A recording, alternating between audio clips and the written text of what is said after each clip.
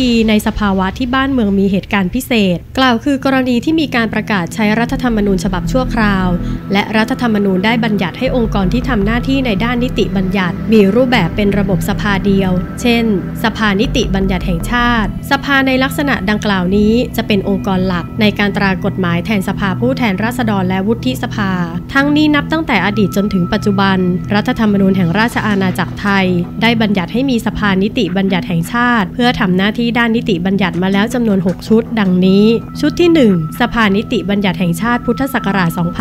2515ชุดที่2สภานิติบัญญัติแห่งชาติพุทธศักราช2516ชุดที่3สภานิติบัญญัติแห่งชาติพุทธศักราช2520ชุดที่4สภานิติบัญญัติแห่งชาติพุทธศักราช2534ชุดที่5สภานิติบัญญัติแห่งชาติพุทธศักราช2549ชุดที่6สภานิติบัญญัติแห่งชาติพุทธศักราช2557สภานิติบัญญัติแห่งชาติชุดที่6พุทธศักราช2557ที่มีที่มาจากคณะรักษาความสงบแห่งชาติได้เข้าควบคุมอำนาจในการปกครองประเทศตั้งแต่วันที่22พฤษภาคม2557โดยประกาศให้รัฐธรรมนูญแห่งราชอาณาจักรไทยพุทธศักราช2550สิ้นสุดลงและได้ประกาศใช้รัฐธรรมนูญแห่งราชอาณาจักรไทยฉบับชั่วคราวพุทธศักราช2557เมื่อวันที่22กรกฎาคม2557โดยมาตรา6วรรค1ได้บัญญัติว่าให้มีสภานิติบัญญัติแห่งชาติประกอบด้วยสมาชิกจำนวนไม่เกิน220คนซึ่งต่อมาได้มีการแก้ไขเพิ่มเติมรัฐธรรมนูญโดยกำหนดให้สภานิติบัญญัติแห่งชาติประกอบด้วยสมาชิกจำนวนไม่เกิน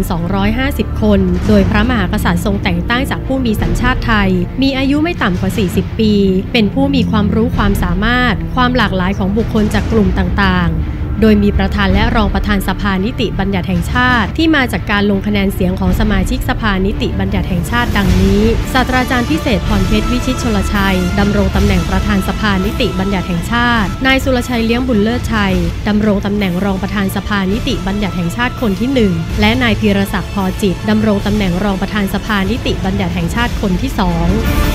เมื่อรัฐธรรมนูญแห่งราชอาณาจักรไทยพุทธศักราช2560อันเป็นรัฐธรรมนูญฉบับปัจจุบันได้ประกาศให้มีผลใช้บังคับตั้งแต่เมื่อวันพฤหัสบดีที่6เมษายนพุทธศักราช2560โดยในบทเฉพาะการมาตรา263ของรัฐธรรมนูญได้บัญญัติว่าในระหว่างที่ยังไม่มีสภาผู้แทนราษฎรและวุฒิสภาตามรัฐธรรมนูญนี้ให้สภานิติบัญญัติแห่งชาติที่ตั้งขึ้นตามรัฐธรรมนูญแห่งราชอาณาจักรไทยฉบับชั่วคราวพุทธศักราช2557ยังคงทำหน้าที่รัฐสภาสภาผู้แทนราษฎรและวุฒิสภาต่อไปดังนั้นสภานิติบัญญัติแห่งชาติจึงยังคงมีสถานะเป็นองค์กรที่ทำหน้าที่ด้านนิติบัญญัติตามรัฐธรรมนูญและมีหน้าที่และอำนาจที่สำคัญในหลายด้านดังนี้ 1. ด้านนิติบัญญัติเช่นการแก้ไขเพิ่มเติมรัฐธรรมนูญการเสนอและพิจารณาร่างพระราชบัญญัติการพิจารณาร่างพระราชบัญญัติเกี่ยวกับงบประมาณรายจ่ายการพิจารณาร่างพระราชบัญญัติประกอบรัฐธรรมนูญและการพิจารณาอนุมัติหรือไม่อนุมัติพระราชกำหนดเป็นต้น 2. ด้านการควบคุมการบริหารราชการแผ่นดินเช่นการตั้งคณะกรรมาธิการเพื่อกระทำกิจการพิจารณาสอบหาข้อเท็จจริงหรือศึกษาเรื่องใดๆและรายงานให้สภาทราบตามระยะเวลาที่สภากำหนดการตั้งกระทู้ถามการเปิดอภิปรายทั่วไปหรือการรับทราบคำแถลงนโยบายของคณะรัฐมนตรีเป็นต้น 3. การให้ความเห็นชอบในเรื่องสำคัญเช่นการให้ความเห็นชอบในการแต่งตั้งผู้สำเร็จราชการแทนพระองค์การรับทราบหรือให้ความเห็นชอบในการสืบราชสมบัติการให้ความเห็นชอบในการประกาศสงครามการปิดสมัยประชุมสามัญประจำปีก่อนครบกำหนดเวลา120วันและการให้ความเห็นชอบหนังสือสัญญาที่สำคัญเป็นต้น 4. การให้คำแนะนำหรือให้ความเห็นชอบให้บุคคลดำรงตำแหน่งเช่นตุลาการศาลรัฐธรรมนูญกรรมการการเลือกตั้งผู้ตรวจการแผ่นดินกรรมการป้องกันและปราบปรามการทุจริตแห่งชาติกรรมการตรวจเงินแผ่นดินผู้ว่าการตรวจเงินแผ่นดินและกรรมการสิทธิมนุษยชนแห่งชาติซึ่งได้รับการสรรหาและคัดเลือกจากคณะกรรมการสรรหาเป็นต้น 5. หน้าที่และอำนาจอื่นๆนอกเหนือจากหน้าที่และอำนาจดังกล่าวแล้วข้างต้นสภานิติบัญญัติแห่งชาติยังมีหน้าที่และอำนาจอื่นๆเช่นการตราข้อบังคับการประชุมสภาการรับฟังปัญหาจากประชาชนเพื่อนำมาพิจารณาเสนอแนะแนวทางการแก้ไขปัญหาต่อผู้มีหน้าที่รับผิดชอบเป็นต้นทั้งนี้การปฏิบัติหน้าที่ของสมาชิกสภานิติบัญญัติแห่งชาติจะมีสำนักงานเลขาธิการวุฒิสภาปฏิบัติหน้าที่สำนักงานเลขาธิการสภานิติบัญญัติแห่งชาติ ทำหน้าที่เป็นหน่วยงานธุรการที่ช่วยสนับสนุนและสนองตอบความต้องการเพื่อทำให้สมาชิกสภานิติบัญญัติแห่งชาติสามารถปฏิบัติหน้าที่เพื่อประโยชน์สุขของประชาชนและประเทศชาติได้อย่างเต็มความสามารถ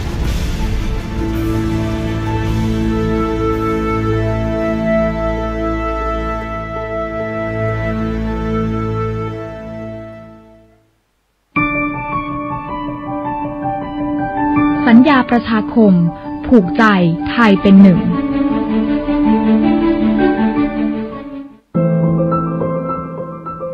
ข้อ 1. รู้รักสามัคคีร่วมกันสร้างสามัคคีปรองดองใช้สิทธิเสรีภาพตามกฎหมายยอมรับความคิดต่างเข้าใจประชาธิปไตยเลือกตั้งโปร่งใสบริสุทธิ์ยุติธรรมแก้ไขปัญหาด้วยระบบรัฐสภาประชาชนกับรัฐร่วมกันสร้างความสามัคคีปรองดองในชาติทุกคนเป็นพลังแก้ปัญหาประเทศและมีส่วนร่วมตามกระบวนการประชาธิปไตยประชาชนควรมีความเข้าใจการบริหารงานของรัฐบาลในเรื่องต่างๆการบริหารจัดการงบประมาณของรัฐมีประสิทธิภาพเกิดประโยชน์สูงสุดเพื่อยกระดับคุณภาพชีวิตของประชาชนไม่ให้เกิดความเหลื่อมล้ำและสร้างบรรยากาศความสามัคคีปรองดองนักการเมืองต้องรับผิดชอบต่อประชาชนยึดถือจริยธรรมและจรรยาบรรณในอาชีพภาคการเมืองต้องคัดสรรบุคคลเข้าสู่ระบบการเมืองให้เหมาะสมจูงใจให้คนดีมีความรู้ความสามารถเข้าสู่ระบบการเมืองค่ะแล้วก็ในหมู่บ้านหรือว่าชุมชนของเราเนี่ยมีการให้ความร่วมมือช่วยเหลือเกื้อกูลกันดีหรือเปล่าคะแล้วก็เป็นยังไงบ้างก็โดยปกติก็ช่วยเหลือเกื้อกูลกันดีนะครับแต่ว่าควรจะต้องให้ความรู้เกี่ยวกับการใช้สิทธิเสรีภาพโดยการใช้สิทธิเสรีภาพของแต่ละคนก็จะต้องไม่ไปรบกวนหรือว่าลุกล้ำสิทธิเสรีภาพของคนอื่นแล้วก็ให้ความรู้เกี่ยวกับการเลือกตั้งที่โปร่งใสบริสุทธิ์ยุติธรรมประเทศชาติจะดีได้เนี่ยก็ด้วยการเมืองที่ดีเพราะว่าการเมืองนั้นเป็นหน่วยที่กำหนดนโยบายการบริหารประเทศส่วนการเมืองจะดีได้ก็ต้องขึ้นอยู่กับคนดี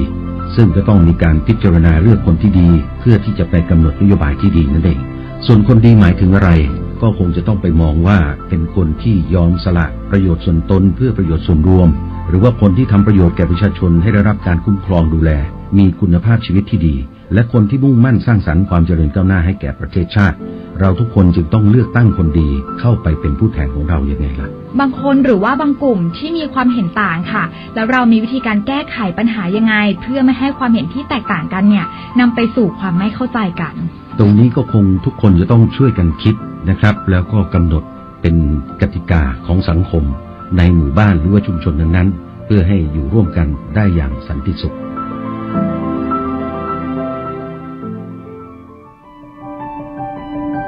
สัญญาประชาคมผูกใจไทยเป็นหนึ่ง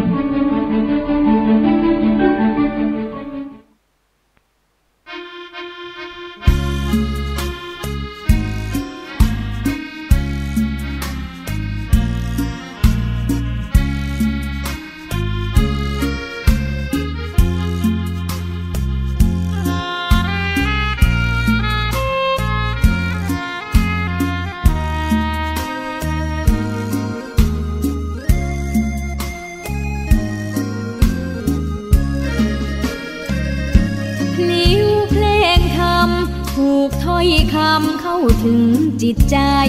ฟังรายการวิทยุเสียงใสส่งถึงใจไปสู่ปลา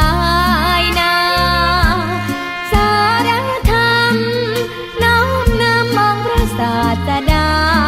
บอกผู้คนทั่วลาหันมาเข้าวัดฟังธรรมคลื่นเสียงนี้เป็นคลื่นธรรมะจากใจส่งถึงบ้านไกลบ้านไกลฟังได้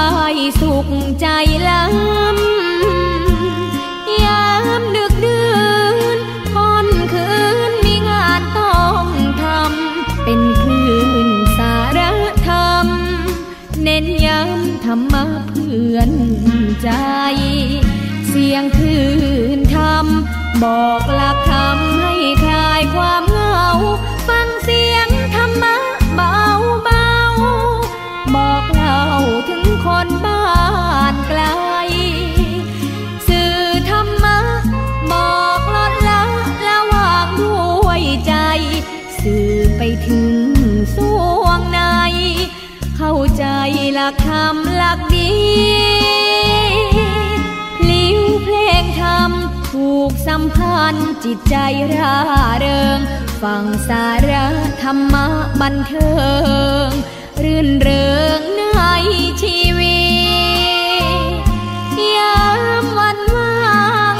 เดินทางไปเยี่ยมสถานีนัดพบกันน้องพี่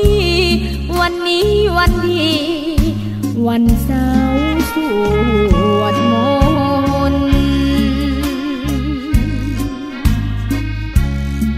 คลายความเหงาฟังเสียงธรรมะเบาๆบอกเล่าถึงคนบ้านไกลสื่อธรรมะบอกลดละวางด้วยใจสื่อไปถึงสวงในเข้าใจหลักธรรมหลักดีพลิ้วเพลงธรรมถูกสัมพันธ์จิตใจร่าเริงฟังสาระธรรมะบันเทิงรื่นเริงในชีวิตยามวันว่างเดินทางไปเยี่ยมสถานีนัดพบกันน้องพี่วันนี้วันดีวันเสาร์สวดมนต์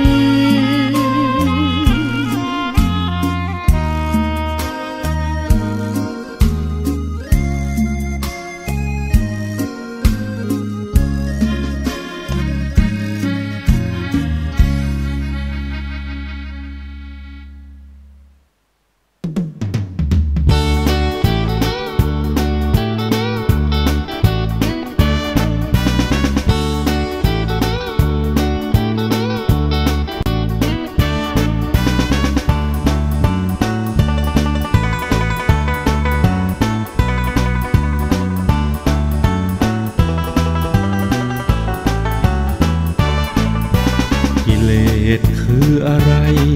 ตัวกิเลสนั้นเป็นยังไงกิเลสมาจากไหนเกิดจากอะไรคุณรู้หรือเปล่ากิเลสที่ร้ายแรงตัวกิเลสนั้นชอบแทรกแซงอะไร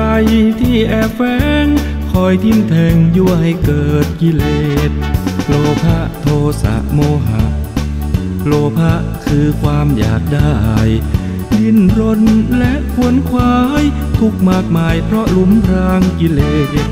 โทสะก็คือความโกรธรุนแรงไม่ละลดมีแต่โทษก็หลุมพรางกิเลสโมหะคือความลุ่มหลงดวงจิตไฟประสงค์รักชอบไม่ปรงก็หลุมพรางกิเลสกิเลสเคยดับไหมดับกิเลสนั้นทำยังไงดับกิเลสมันยากไหมมาตั้งใจใช้ปัญญาหาเหตุ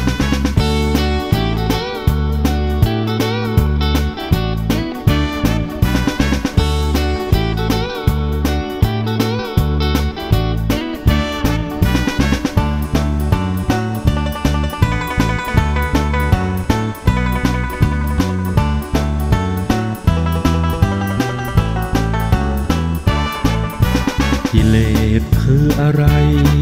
ตัวกิเลสนั้นเป็นยังไงกิเลสมาจากไหนเกิดจากอะไร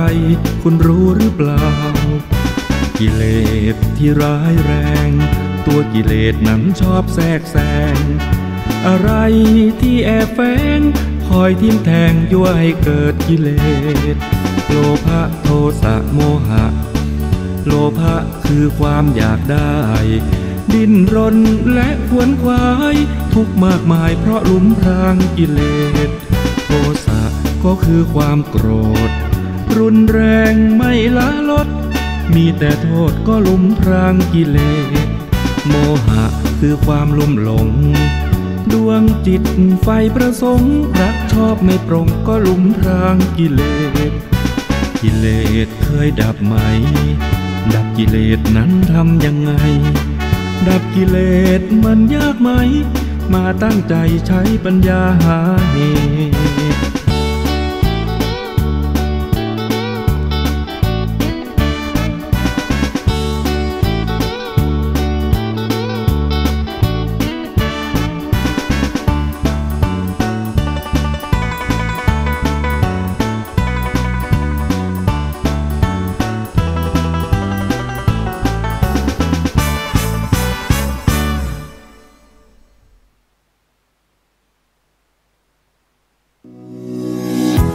กินจังใจ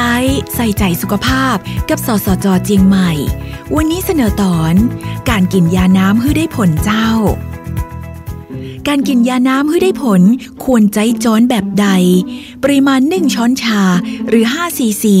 หรือ5มิลลิลิตรและการกินยาน้ำต้องตวงจากช้อนชาหรืออุปกรณ์ตวงที่ติดมากับตัวยาเต้าอั้นนะเจ้าซึ่งมีความสำคัญโดยคนส่วนใหญ่เฮาท่านอาจจะมองข้ามเรื่องจะดังนั้นเจ้าการใช้ช้อนตวงยาที่ถูกต้อง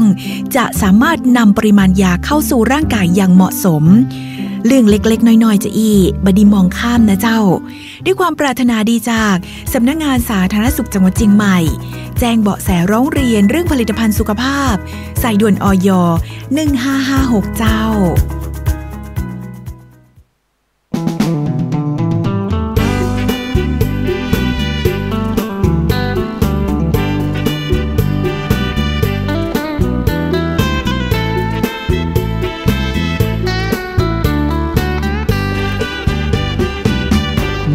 อยู่กับกามกินเกียรติเงินปล่อยใจหลงเพลินยึดมั่นเหลือเกินกิเล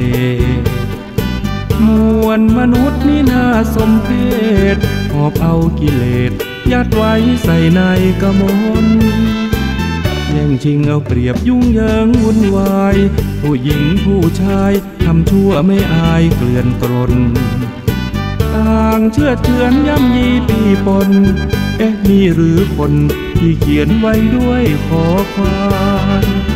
กิเลสมนุษย์กิเลสมนุษย์ที่ล้างไม่หลุดถึงล้างอย่างไรไม่ง่ายช่างเหมือนเชื้อโรคที่มันมีอยู่มากมายเห็นแล้วเหนื่อยใจ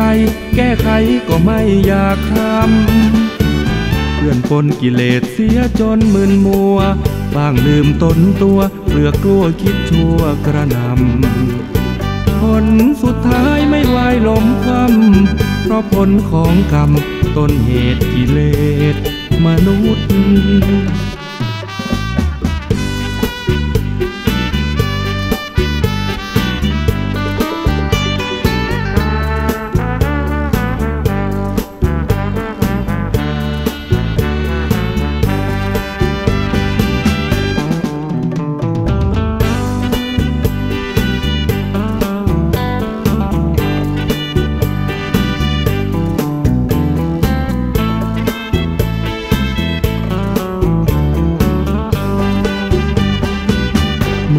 อยู่กับกามกินเกียรติเงิน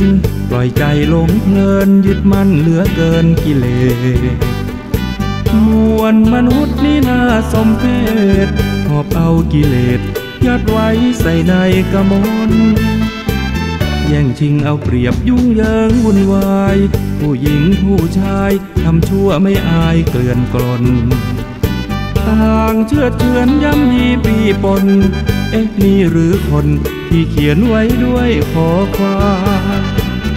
กิเลสมนุษย์กิเลสมนุษย์ที่ล้างไม่หลุดถึงล้างอย่างไรไม่ง่าย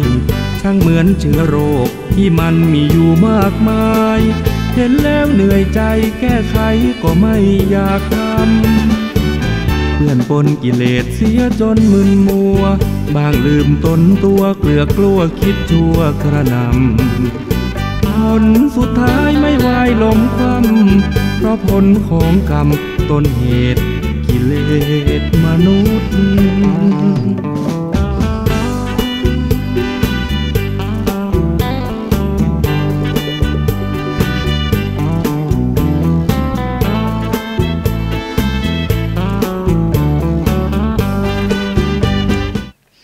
ครับนมัสการสวัสดีญาติธรรมทุกท่านเจ้า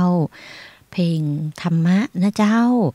กิเลสของมนุษย์ก็ต้องระวังตัวนะเจ้าเป็นลุ่มพรางกิเลสอย่างหนึ่งนะเจ้า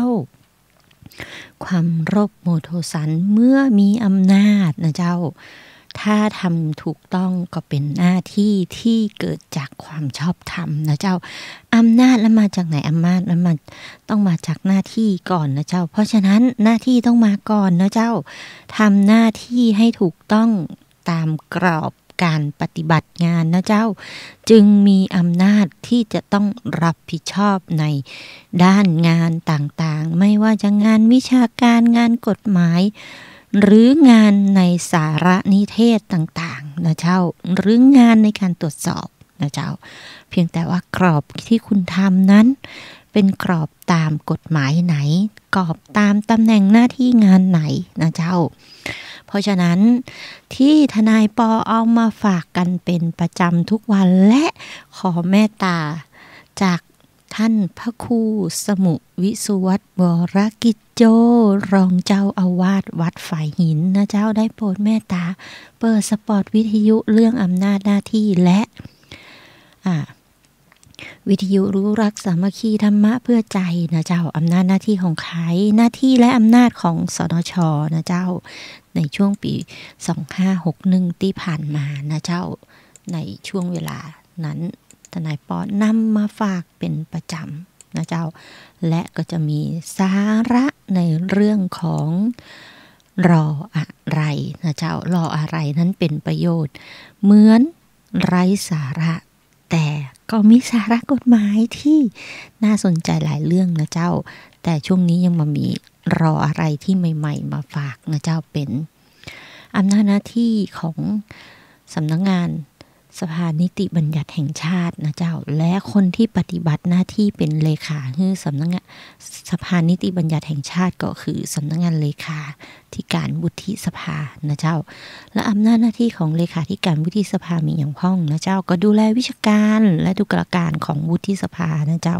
มาว่าด้านวิชาการด้านธุรการนะเจ้าของการประชุมของสนช.นะเจ้างานด้านวิชาการในการประชุมของคณะกรรมาธิการในด้านกฎหมายนะเจ้าสนับสนุนส่งเสริมเผยแพร่การปกครองในระบบประชาธิปไตยอันมีพระมหากษัตริย์ทรงเป็นพระประมุขนะเจ้าโดยบทบาทการดำเนินงานทางด้านนิติบัญญัติตามบทบาทของรัฐธรรมนูญของปี2557อยู่นะเจ้าแต่60นี้ก็มีการเริ่มปฏิบัติตามกันแล้วนะเจ้าโดยมีพระราชบัญญัติประกอบรัฐธรรมนูญนะเจ้ามีการศึกษาค้นคว้าวิจัยนะเจ้ารวมทั้งเปรียบเทียบข้อมูลของประเทศเพื่อนบ้านทั้งหลายนะเจ้าในระบบของงานรัฐสภานะเจ้าแล้วก็มีประสานงานส่วนงานราชการรัฐวิสาหกิจหรืองานที่เกี่ยวข้องทั้งรัฐและเอกชนเพื่อสนับสนุนการทำงาน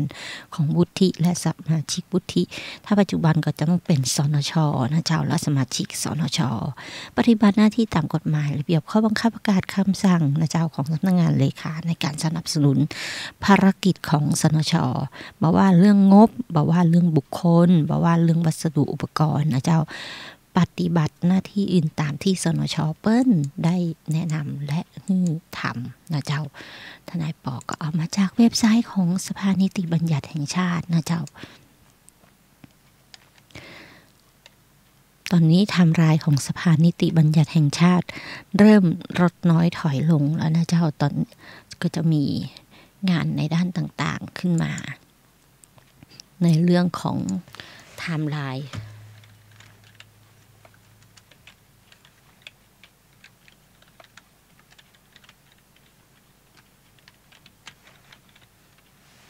ทำลายเลือกตั้ง62นะเจ้า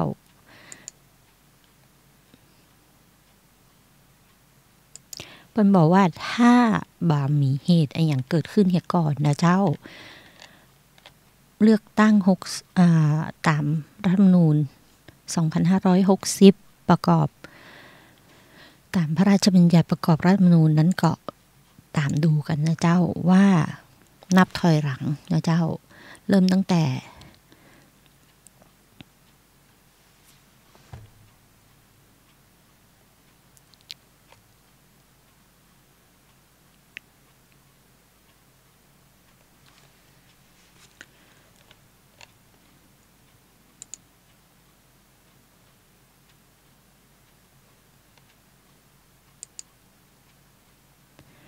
บอกว่าเปิดไทม์ไลน์ฉบับท่านอาจารย์วิษณุนะเจ้า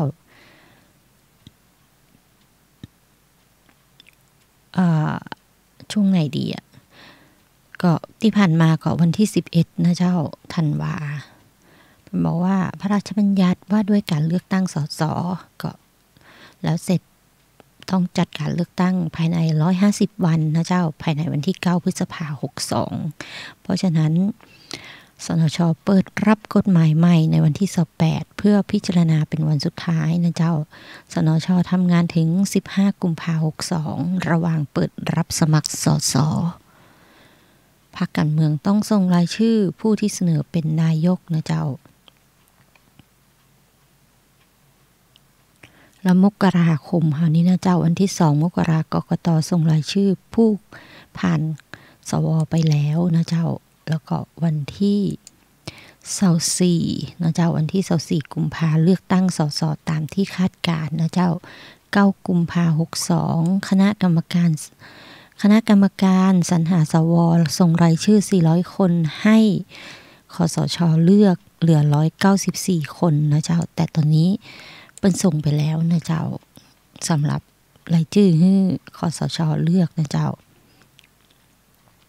แล้วมีนาคมเปิ้นบอกว่าให้ตรวจสอบนับคะแนนปาร์ตี้ลิสต์ใบเหลืองใบแดงเลือกตั้งซ่อมนะเจ้าแล้วก็เมษาภายในวันที่27เมษาคสช.จะพิจารณาสวให้ครบ250ทุน9ถวายนะเจ้า24เมษาประกาศเลือกตั้งพฤษภานะเจ้าเปิดประชุมรัฐสภาเลือกประธานสภาและประธานวุฒิภายใน8พฤษภาคม62เลือกนายกโปรดเกล้าแต่งตั้งนายกมิถุนาก็แถลงนโยบายตามดูกันนะเจ้าว่าจะเป็นตามไทม์ไลน์ลดแมปหรือเปล่านะเจ้าตรงนี้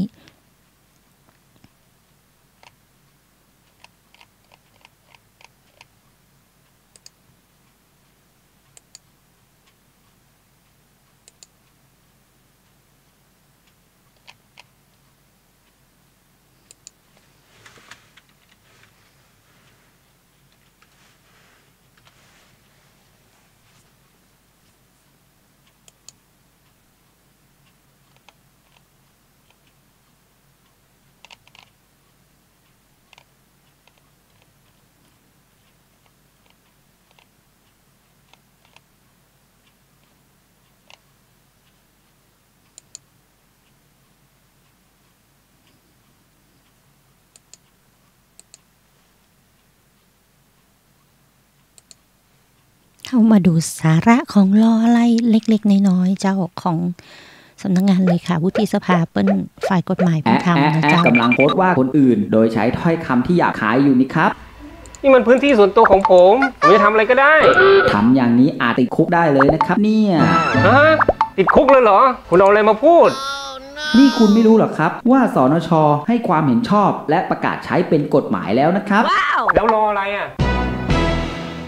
วันนี้รออะไรรู้ก่อนทำผิดจะมาอธิบายขยายความเรื่องนี้ให้เข้าใจง่ายๆด้วยกันนะครับพรบคอมพิวเตอร์ฉบับนี้มีความชัดเจนและเพิ่มอัตราโทษหนักขึ้นนะครับผมเข้าใจว่าการด่ากันว่ากันในทางกฎหมายอ่ะคือการหมิ่นประมาทเดี๋ยวนี้ผมไม่ได้โพสในโซเชียลอ่ะในพื้นที่ส่วนตัวของผมอะแล้วผมผิดยังไง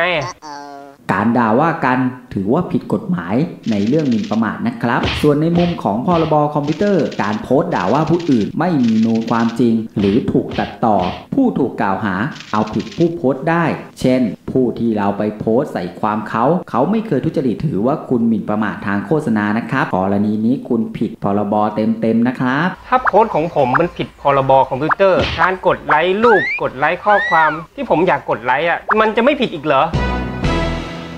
การกดไลค์ไม่ผิดพรบนี้ครับเว้นแต่มีเจตนาที่จะกดไลค์ข้อมูลที่มีฐานความผิดและมีผลกระทบต่อสังคมเศรษฐกิจและความมั่นคงเช่นการระดมการกดไลค์เพื่อการค้านะครับแล้วการกดแชร์ล่ะผมจะไม่ผิดอีกเหรอการแชร์ถือเป็นการเผยแพร่แต่จะผิดพรบหรือเปล่าต้องดูที่เจตนาว่าบุคคลที่กดแชร์มีเจตนาหรือทราบหรือไม่ว่าข้อมูลที่แชร์นั้นเป็นข้อมูลเท็จถ้ารู้แล้วยังแชร์ถือว่าผิดกฎหมายนะครับยิ่งถ้าเป็นข้อมูลที่กระทบต่อความมั่นคงหรือเสียหายแก่บุคคลอื่นแล้วด้วยยิ่งไม่ควรแชร์ครับทางที่ดีก่อนจะแชร์ทุกครั้งเช็คให้ดีว่านี่ข้อมูลจริงๆใส่เครดิตและข้อมูลอ้างอิงแหล่งที่มาจะดีมากนะครับคุณครับกดไลค์กดแชร์ผมเข้าใจแล้วผมขอถามหน่อยถ้าเป็นการคอมเมนต์ใน Instagram Facebook ปากร้านอะไรอย่างเงี้ยมันผิดพรบนี้ไหมครับ การส่งอีเมลขายของ SMS คอมเมนต์ใน Instagram Facebook หรือการโพสต์ฝากร้านโดยเจ้าของหรือผู้รับไม่ยินยอมถือว่าเป็นสแปมนะครับสแปมก็คือข้อมูลที่ผู้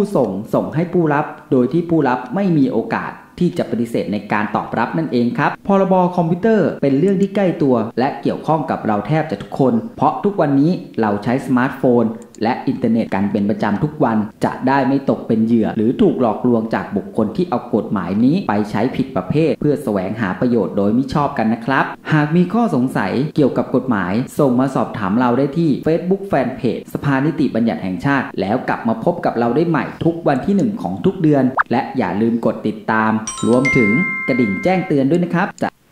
เจ้านั่นคือความหวังดีจากสำนักงานเลขาวุฒิสภานะเจ้าที่ปฏิบัติหน้าที่เป็นสำนักงาน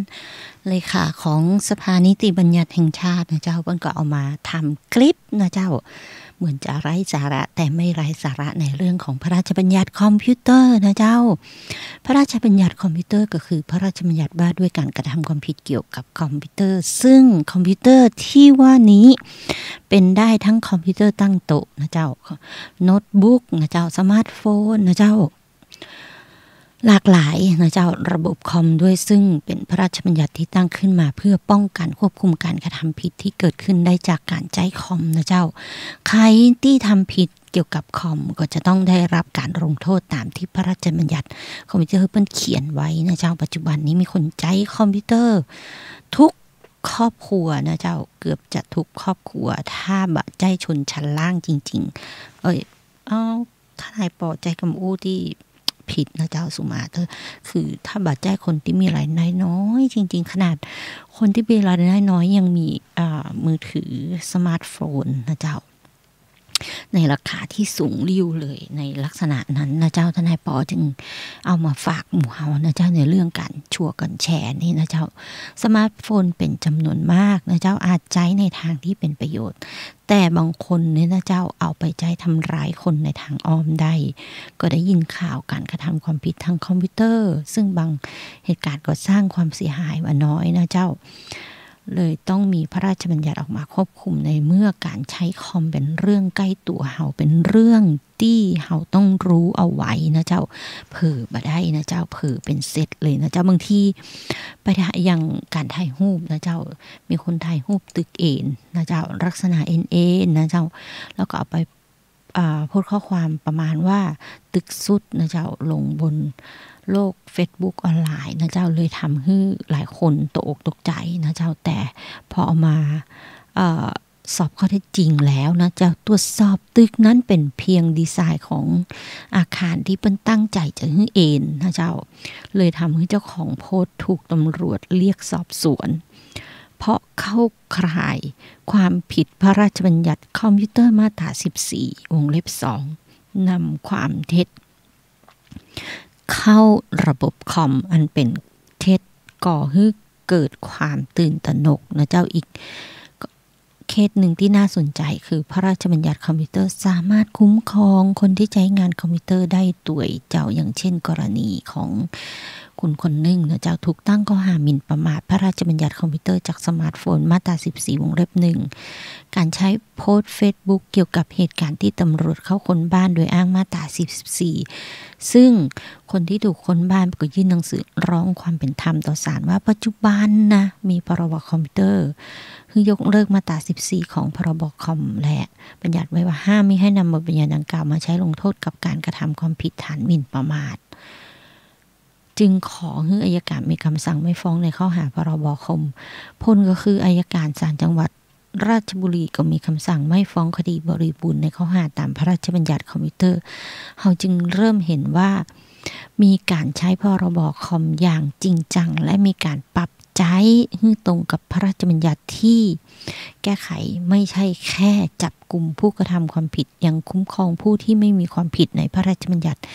ฉบับที่2นี้แหมนะเจ้าที่แก้ไขปี60นี้ในเรื่อง8เรื่องเกี่ยวกับ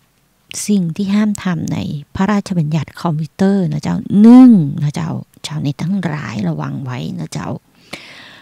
ห้ามเข้าถึงระบบหรือข้อมูลของผู้อื่นโดยไม่ชอบด้วยกฎหมายนะเจ้าถ้าไปเจาะหรือเป็นแฮกเกอร์นั่นนะคือ ในคอมหรือในเคสของเจ้าของโดยไม่ได้รับอนุญาตหรือปล่อยไวรัสปล่อยมันแวร์นะเจ้าเจาะข้อมูลบางอย่างหรือพวกแฮกเกอร์ที่เข้าไปขโมยข้อมูลของคนอื่นมีความผิดตามพรบคอมเข้าถึงระบบคอมจำคุกไม่เกิน6เดือนนะเจ้าปรับไม่เกิน 10,000 บาทหรือทั้งจำทั้งปรับนะเจ้าเข้าถึงข้อมูลคอมพิวเตอร์จำคุกไม่เกิน2 ปีนะเจ้าปรับไม่เกิน 40,000 บาทนะเจ้าหรือทั้งจำทั้งปรับนะเจ้าหูข้อมูลป้องกันกันเข้าระบบเปิ้นและนำไปเปิดเผยต่อก็มีโทษจำคุกบ่เกิน1 ปีปรับบ่เกิน 20,000 หรือทั้งจำทั้งปรับนะเจ้าดักรับข้อมูลคอมนะเจ้าตรงนี้ก็คุก2 ปีเหมือนกันนะเจ้าปรับไม่เกิน 20,000 หรือทั้งจำทั้งปรับก็ว่ากันไปนะเจ้าเพราะฉะนั้นความผิดเข้าถึงระบบคอมคุก6 เดือนนะเจ้าเข้าถึงข้อมูลคอมคุกบ่เกิน2 ปีนะเจ้าร่วงรู้มาตรการการเข้าถึงระบบคอม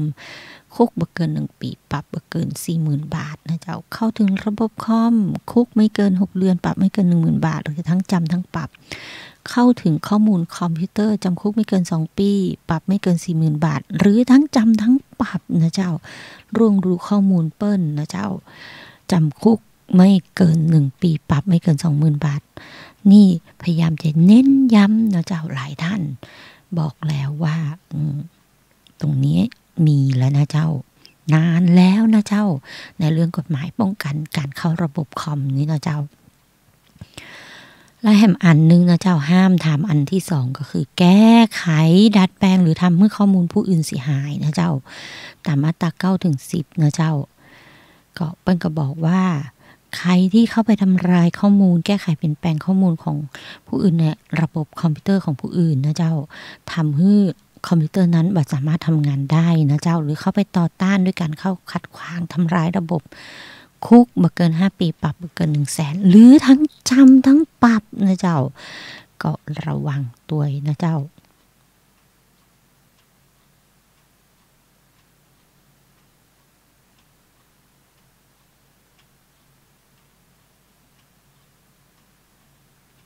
แล้วเพิ่นก็มีบอกไว้ตัวนะเจ้าในการแก้ไขดัดแปลงหรือทำลายข้อมูลผู้อื่นเนี้ยถ้าเป็นกรณีทำต่อระบบหรือข้อมูลคอมตามกฎหมายมาตรา12หรือเข้าระบบของข้อมูลด้านความมั่นคงของประเทศนะเจ้าคุก 3-15 ปีและปรับ 60,000 ถึง 300,000 บาทนะเจ้าถ้าเป็นเหตุให้คนอื่นต้องได้รับโทษจำคุก10 ปีนะเจ้าก็เป็นเหตุให้คนอื่นได้รับอันตรายนะเจ้าต่อร่างกายต้องได้รับโทษจำคุกบ่เกิน10 ปีและปรับบ่เกิน 200,000 บาทและ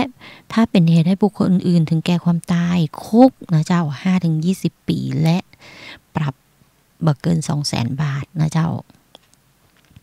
กรณีแหมอันนึงอันที่3นะเจ้าห้ามทำคือส่งข้อมูลหรืออีเมลก่อกวนผู้อื่นหรือส่งอีเมลสแปมนะเจ้าประเภทร้านค้าทั้งหลายระมัดระวังตัวนะเจ้าที่ส่งอีเมลขายของแล้วลูกค้าบ่ชอบนะเจ้าหรือที่รู้จักกันว่าอีเมลสแปมแม้แต่การฝากขายของทาง Facebook กับ IG ก็เป็นสิ่งที่บ่สมควรทำรวมถึงขโมย Database ลูกค้าจากคนอื่นแล้วส่งอีเมลขายของตัวเองนะเจ้าก็ระวังไว้ตัวลงโทษจำคุกนะเจ้า 100,000 บาทนะเจ้าหรือปลอมหรือแปลงอีเมลทั้งหลายนะเจ้าปรับไม่เกิน 100,000 บาทถ้าส่งโดยบ่เปิดโอกาสให้ปฏิเสธตอบรับได้โดยงานก็จำคุกบ่เกิน2 ปีปรับบ่เกิน 40,000 บาทหรือทั้งจำทั้งปรับนะเจ้าโอ้ยมีเยอะแยะแต่แป๊กไก่เลยนะเจ้าในเรื่องของข้อห้ามในการทำนะเจ้าตะกี้หมดเบ็ดเสร็จไปแล้ว3 ข้อที่4นะเจ้าห้ามเข้าถึงระบบคอมหรือข้อมูลทางด้านความมั่นคงโดยมิชอบนะเจ้าตรงนี้คุก 1-7 ปีและปรับ 20,000 บาทและก็บ่เกิน 100,000 กว่าบาทนะเจ้ากรณีเกิดความเสียหายคุก 1-10 ปีปรับ 20,000 และ 200,000 นะเจ้าปรับ 20,000 บ่เกิน 200,000 นะเจ้ากรณีเป็นเหตุให้ผู้อื่นถึงแก่ความตายนะเจ้าคุก20 ปีคุกบ่เกิน20 ปีนะเจ้าปรับบ่เกิน 400,000 จำหน่ายหรือเผยแพร่ชุดคำสั่งเพื่อให้นำไปใช้กระทำความผิดตามมาตรา13นะเจ้า ก็คุกบ่เกิน1 ปีปรับบ่เกิน 20,000 บาทหรือทั้งจำทั้งปรับนะเจ้าก็ระวังไปได้ด้วยนะเจ้านำไปใช้กระทำความผิดเป็นผู้จำหน่ายหรือผู้เผยแพร่ในชุดคำสั่งทั้งหลายนะเจ้าระวังไว้ด้วยผิดนะเจ้าโดยที่เจ้าของเป็นมาได้ยินยอมนะเจ้ากรณีทำเพื่อเป็นเครื่องมือในการกระทำความผิดตามมาตรา12คุกบ่เกิน2 ปีปรับบ่เกิน 40,000 บาทหรือทั้งจำทั้งปรับนะเจ้านำอันที่6นะเจ้าที่ห้ามทำนะเจ้านำข้อมูลที่ผิดพระราชบัญญัติเข้าสู่คอมพิวเตอร์นะเจ้าตรงนี้นะเจ้าอย่างโพสต์ข้อมูลปลอมนะเจ้าโพสต์ข้อมูลความผิดความมั่นคงนะเจ้าโพสต์ข้อมูลความผิดเกี่ยวกับความมั่นคงก่อการร้ายนะเจ้าโพสต์ภาพลามกอนาจารนะเจ้าที่ประชาชนเข้าถึงได้ก็ระวังไว้ตัวเผยแพร่ข้อมูลที่รู้แล้วว่าผิดนะเจ้าก็ยังกดแชร์อยู่ก็จำคุกบ่เกิน5 ปีปรับบ่เกิน 100,000 บาทหรือทั้งจำทั้งปรับนะเจ้ากรณีที่เป็นการกระทำที่ส่งผลต่อคนต้องได้รับโทษนะเจ้าจำคุกบ่เกิน3 ปีหรือปรับบ่เกิน 600,000 หรือทั้งจำทั้งปรับแต่ตรงเนี้ยตอนหลังนี้นะเจ้าเป็นเรื่องที่ยอมความกันได้นะเจ้าอันที่7นะเจ้าคือความร่วมมือยินยอมรู้เห็นเป็นใจกับคนกระทำความผิดนะเจ้าตรงนี้ก็คือสนับสนุนสมรู้ร่วมคิดนั่นเองนะเจ้าถ้าไปยอมลบออกนะเจ้าได้รับโทษถือว่าเป็นผู้กระทำความผิดตามมาตรา14รับโทษเช่นเดียวกับผู้โพสต์นะเจ้าผู้โพสต์ทำอย่างไรก็คุณก็รับโทษอย่างนั้นนะเจ้าถ้าผู้โพสต์คุก2 ปีคุณก็คุก2 ปีนะเจ้าแสดงความคิดทางออนไลน์นะเจ้าแต่ถ้าผู้ดูแลระบบพิสูจน์ได้ว่าตนได้ปฏิบัติตามขั้นตอนแจ้งเตือนแล้วก็ไม่ต้องรับโทษนะเจ้านั่นแหละคือกิเลสทั้งหลายนะเจ้าตรงนี้ระวังไว้ตัวนะเจ้าควบคุมกิเลสให้ได้นะเจ้าอันสุดท้ายนะเจ้าเปิ้นบอกว่าห้ามทำตามพระราชบัญญัติคอมพิวเตอร์นะเจ้าตัดต่อเติมหรือดัดแปลงภาพนะเจ้าก็คือโพสต์ภาพของผู้อื่นที่เกิดจากการสร้างตัดต่อนะเจ้าทำให้ผู้อื่นเสียชื่อเสียงถูกดูหมิ่นเกียรติชังนะเจ้าทำให้คนอื่นเสียหายถือว่ามีความผิดต่อพระราชบัญญัติคอมพิวเตอร์นะเจ้าโพสต์ภาพคนตายนะเจ้าหากเป็นคนที่ทำให้พ่อแม่พี่น้องเปิ้นเสียชื่อเสียงนะเจ้าหมิ่นประมาทผู้ตายนะเจ้าผู้เสียหายคือญาติเปิ้นนะเจ้าตรงนี้ระวังนะเจ้าทำให้เปิ้นอับอายนะเจ้ามีความผิดต้องรับโทษจำคุกไม่เกิน3 ปีปรับไม่เกิน 200,000 บาทนะเจ้าพระราชบัญญัติคอมพิวเตอร์พ.ศ. 2560นะเจ้าฉบับที่2เพิ่มเติมนะเจ้าสรุปใจความพระราชบัญญัติคอมพิวเตอร์2560ฉบับที่2ปัจจุบันมีผลใช้บังคับแล้วนะเจ้าถ้าเราเป็นคนที่คุกคีกับการใช้คอมพิวเตอร์หรืออินเทอร์เน็ตควรจะรู้เกี่ยวกับพระราชบัญญัตินี้ไว้นะเจ้าเพราะเราจะได้ไม่เผลอไปทำความผิดอย่างน้อยๆก็ควบคุมกิเลสได้นะเจ้าข้อ8ข้อที่ว่าไปนี้นะเจ้าเขียนเอาไว้อีกทั้งมีการพระราชบัญญัติคอมพิวเตอร์ที่ถือว่าเป็นการควบคุมการใช้คอมในระดับหนึ่งก็ช่วยคุ้มครองสิทธิ์ของผู้ใช้งานนะเจ้า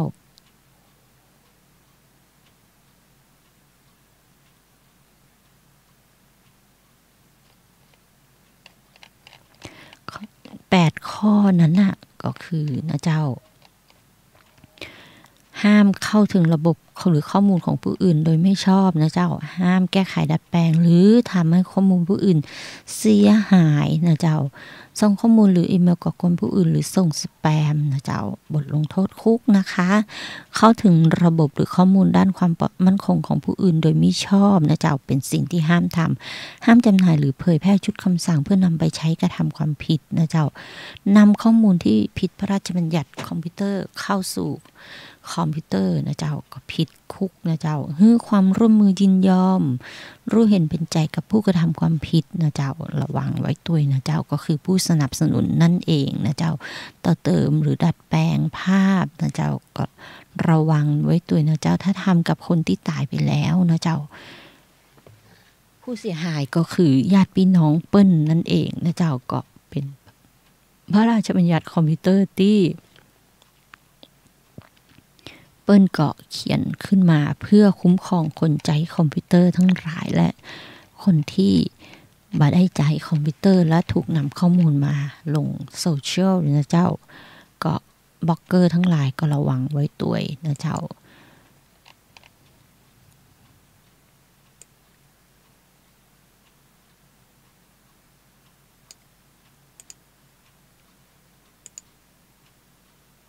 ฤดูกาลนี้เชลซีมาแน่ๆมึงจมยังไงมาแมนยูสเตย์เหรอโอ้ยลูกว่ากูเล่นดีคักวะเอ้ยทีมใครเอางี้มาพนันกันเลยไหมล่ะมันสิดีบ่ขนาดไอ้ของเก่าของซักที่มึงยังพอตั้งใจเขาอยู่นะไม่เป็นไรไม่ใช่ปัญหาไม่มีไม่หนีไม่จ่ายเอามาล่ะ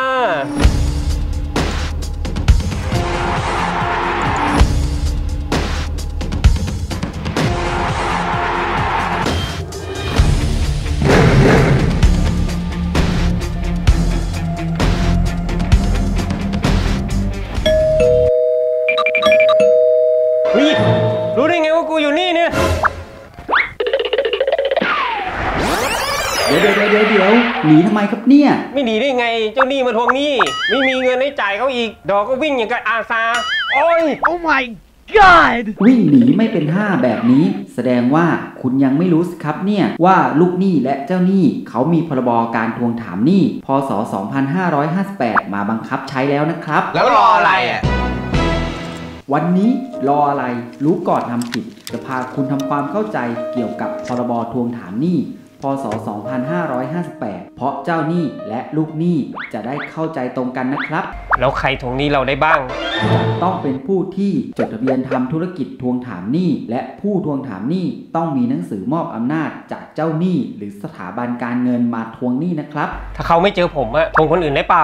ไม่ได้ครับผู้ทวงหนี้ทำได้แค่สอบถามลู่ทางเพื่อการติดต่อลูกหนี้เท่านั้นครับเจ้าหนี้จะทวงหนี้ได้บ้องใดแล้วก็เวลาใดได้บ้างครับทวงหนี้ตามที่อยู่ที่ลูกหนี้แจ้งไว้ในสัญญากู้และตามเวลาที่กฎหมายกำหนดหากติดต่อนอกเหนือจากนี้ต้องได้รับความยินยอมจากลูกหนี้ก่อนนะครับแล้วถ้าเขามาทวงหนี้แบบนี้เขาข่มขู่เราได้ไหมข้อนี้ไม่ได้เด็ดขาดครับผู้ทวงหนี้ห้ามพูดจาข่มขู่ดูหมิ่นทำร้ายร่างกายทรัพย์สินหรือชื่อเสียงของลูกหนี้และห้ามอ้างตนว่าเป็นเจ้าหน้าที่ของรัฐมาทวงหนี้นะครับเวลาผมจะจ่ายหนี้ผมจะจ่ายที่ใครได้บ้างชำระหนี้ได้ที่เจ้าหนี้หรือผู้ทวงหนี้ที่มีหนังสือมอบอำนาจชัดเจนและต้องออกหลักฐานการชำระหนี้ให้กับลูกหนี้ด้วยนะครับเจ้าหนี้สามารถเรียกเก็บค่าใช้จ่ายอื่นนอกจากหนี้ของเฮาเองได้บ่ครับไม่ได้ครับไม่ได้ผู้ทวงหนี้ไม่สามารถเรียกเก็บค่าธรรมเนียมหรือค่าอื่นๆเพิ่มเติมได้นะครับถ้าผมโดนทวงหนี้ผมรู้สึกว่าไม่เป็นธรรมผมจะทำยังไงได้บ้างครับสามารถไปฟ้องร้องเพื่อดำเนินคดีตามกฎหมายได้เลยครับฮู้เรื่อง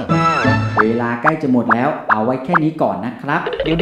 วถ้าผมมีข้อสงสัยอีกผมจะฝากคอมเมนต์ไว้ใต้คลิปนะครับแล้วคุณอย่าลืมมาตอบนะครับโอ้ยนี่ก็โทรมาจังเบอร์แปลกเนี่ยโอ้ยติดต่อเพจสภานิติบัญญัติแห่งเจ้าก็เจ้าหนี้ทั้งหลายลูกหนี้ทั้งหลายก็หูไว้นะเจ้าเปิดพระราชบัญญัติการทวงหนี้กันตั้งแต่ปี58กันแล้วนะเจ้าที่ออกมาแล้วก็เริ่มใจกันมานานแล้วนะเจ้าตอนนี้ก็ปากเข้าไปปีที่2แล้วนะเจ้าเจ้าหนี้ก็คนหูไว้นะเจ้าไอ้ลูกหนี้ทั้งหลายนะเจ้าที่เหนียวหนี้สุดๆนะเจ้าแต่จะทวงหนี้อย่างใดถึงจะบ่ผิดกฎหมายนะเจ้าเป็นการหูไว้เพื่อที่จะดูแลตัวเองนะเจ้าสามารถจ้างวานคนอื่นทำหน้าที่ทวงหนี้แทนได้หรือไม่นะเจ้าใครเป็นเจ้าหนี้ควรดูไว้หูไว้นะเจ้าก่อนที่จะไปทวงหนี้นะเจ้าเดี๋ยวจะเป็นคนได้เปรียบอยู่แล้วนะจะกลายเป็นคนเสียเปรียบไปโดยใช่ที่นะเจ้าหนึ่งผู้ทวงหนี้เจ้าหนี้ผู้กู้บอกว่าจะโดยถูกกฎหมายหรือไม่นะเจ้ารวมถึงผู้รับมอบอำนาจนะเจ้าจะต้องจดทะเบียนตัวนะเจ้าธุรกิจทวงหนี้คือประกอบธุรกิจรับจ้างทวงหนี้นะเจ้านี่คือเจ้าหนี้อีกประเภทหนึ่งนะเจ้าต้องไปจดทะเบียนที่สารกลางจังหวัดนะเจ้าผู้ประกอบธุรกิจทวงถามหนี้เป็นทนายความก็จดทะเบียนกับสภาทนายนะเจ้ากรณีที่ดำเนินคดีทางกฎหมายก็เป็นหน้าที่กับกระบวนการตามกฎหมายนะเจ้ากรณีผู้ที่ประกอบธุรกิจทวงถามหนี้นะเจ้ายื่นคำขอจดทะเบียนภายใน90วันนับแต่พระราชบัญญัติการทวงถามหนี้ก็คือตั้งแต่พ.ศ. 2558นะเจ้าผลใช้บังคับตั้งแต่2กันยากับธุรกิจอย่างใดก็ไปจดสารกลางนะเจ้าปีที่แล้วทนายปอกเอามาฝากในรายละเอียดของการจดทะเบียนของเจ้าหนี้ทั้งหลายนะเจ้าห้ามข้าราชการรับทวงหนี้นะเจ้า ก็ห้ามตรงนี้กับคนที่บ่ใจลูกหนี้นะเจ้าเจ้าหนี้หูไว้นะเจ้าเว้นแต่คนที่ลูกหนี้ระบุให้ทวงนะเจ้าผู้ทวงหนี้ต้องแสดงตัวนะเจ้าก็คือว่าเป็นเจ้าหนี้นะเจ้าผู้ทวงหนี้ห้ามเผยแพร่ข้อมูลการเป็นหนี้ของลูกหนี้นะเจ้าห้ามใจข้อความเครื่องหมายธุรกิจของผู้ทวงหนี้บนซองจดหมายนะเจ้าห้ามหลอกลวงหรือทำให้บุคคลอื่นเข้าใจผิดเพื่อให้ได้ข้อมูลของลูกหนี้นะเจ้าผู้ฝ่าฝืนหรือไม่ปฏิบัติตามมีโทษจำคุกไม่เกิน1 ปีปรับไม่เกิน 100,000 บาทนะเจ้าการทวงหนี้คือปฏิบัติดังนี้นะเจ้าติดต่อในวันเวลาราชการนะเจ้า8 โมงถึง 2 ทุ่มนะเจ้าจันทร์ถึงศุกร์นะเจ้าวันจันทร์ถึงวันศุกร์เวลา8 โมงถึง 20 นาฬิกานะเจ้า8 โมงถึง 2 ทุ่มวันหยุดนะเจ้าเสาร์อาทิตย์8 โมงถึง 6 โมงเย็นนะเจ้ามีเวลาการทำงานของการทวงหนี้ตัวนะเจ้าตลกดีเนาะสมัยนี้หากจะฝ่าฝืนก็คำสั่งถูกดำเนินการปรับมาเกิน 100,000 บาทนะเจ้าแต่ลูกหนี้ทั้งหลายระวังไว้ตัวนะเจ้าคุณไม่มีไม่หนีไม่จ่ายนะเจ้าลูกหนี้ควรรู้ไว้นะเจ้าถ้าเจอเจ้าหนี้โหดนะเจ้าก็คือประเภทไม่มีไม่หนีไม่จ่ายนะเจ้ายืมตังค์เพิ่นไปแล้วระวังจะเจอข้อหาช่อโกงนะเจ้าคือใช้กลอุบายเพื่อให้ได้ทรัพย์สินของผู้อื่นไปนะเจ้าแล้วก็ไม่ยอมจ่ายตังค์ในฐานะที่คุณเป็นลูกหนี้กู้ยืมเงินเปิ้นไปแล้วนะเจ้าก็เจ้าหนี้ทั้งหลายนะเจ้าถ้าไปทวงก็ต้องใจคำสุภาพนะเจ้าก็ห้ามหลอกล่อนะเจ้าก็เหมือนกันเหมือนลูกหนี้ที่หลอกล่อนะเจ้าตรงนี้เวลาทวงถามหนี้ที่บ่เป็นธรรมนะเจ้าห้ามปฏิบัติเรียกเก็บค่าธรรมเนียมนะเจ้าเสนอลูกหนี้จ่ายเช็คนะเจ้าระวังไว้นะเจ้าเพราะเป็นการเพิ่มโทษจำคุกคือเปิ้นนะเจ้าคณะกรรมการกำกับทวงหนี้มีอำนาจในการกำกับดูแลผู้ทวงหนี้นะเจ้า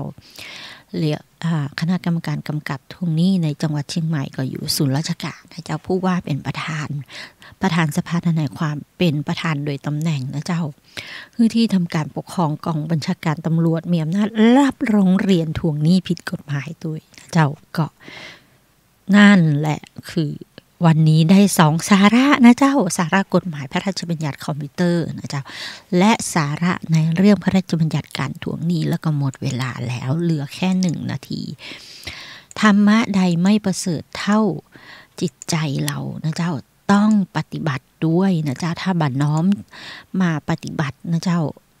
ธรรมะนั้นดีแค่ไหนมันก็เป็นสิ่งที่รูปธรรมตั้งไว้นะเจ้าจะเป็นในจะเป็นนามธรรมที่ตั้งไว้และรูปธรรมจะเกิดได้ก็คือน้อมนำมาปฏิบัติในเรื่องของศีล 5จะเป็น